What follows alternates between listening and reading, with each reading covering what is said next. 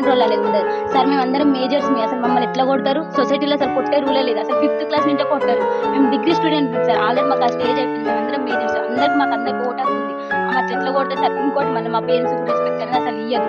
మా పేరెంట్స్ ఏం చేసి సార్ ఎట్లా పడితే అట్లా మాట్లాడతారు సార్. అసలు మా మేడంకి అసలు సెల్ఫ్ కంట్రోల్ అనేది లేదు సార్. మా మీద ఎగబడుతుంది అంటే నైట్ టైం ఆల్కహాల్ చేసి మా మీద ఎగబడి మమ్మల్ని ఏమైనా చేస్తే మా పేరెంట్స్ సార్ ఆ బాధ.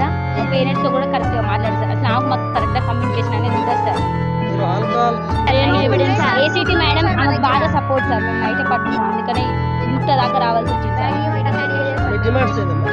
మాకు మెయిన్ మా ప్రిన్సిపల్ మేడం వద్దు, ఏసీటీ మేడం కూడా సస్పెండ్ చేయాలి అంతే. మా ప్రిన్సిపల్ మేడం అవి ఉన్నాయి కూడా, ఆ రూమ్ కూడా సీల్ చేసి పెట్టినాం సార్. దొరికినాయి బీర్ బాటిల్స్.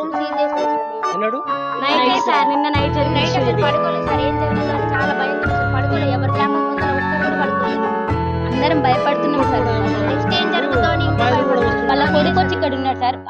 అంటే వాళ్ళ కొడుకు వచ్చినప్పుడల్లా మేము చాలా అన్కంఫర్ట్ గా ఫీల్ అయ్యాం సార్. మేము అందరం ఆడపిల్లలం సార్, షార్ట్స్ వేసుకుంటాం, ఇంకెట్లనే ఉంటాం సార్. మేము కాలేజ్లో ఉంటున్నాం, హాస్టల్ అంటే కాలేజ్ టైం అయిపోయిన తర్వాత హాస్టల్ మేము అందరం డ్రెస్ చేంజ్ చేసుకుంటాం. కానీ మేము చాలా అన్కంఫర్ట్ గా ఫీల్ అయ్యాం సార్. వాళ్ళ కొడుకు వచ్చి 5 days 6 days 1 week వరకు ఉన్నారు సార్. అట్లా ఎట్లుంటారు సార్ అసలు? అది రూల్ ప్రకారం ఉండొచ్చా సార్? బయట కూర్చుంటే మమ్మల్ని బయటికి రావద్దనే సార్. 3 years 4 years అయితే ఓకే సార్, కానీ మా ఏజ్ పర్సన్ అట్లా ఎట్లుంటారు సార్ హాస్టల్? అమ్మాయిలు అసలు ఇది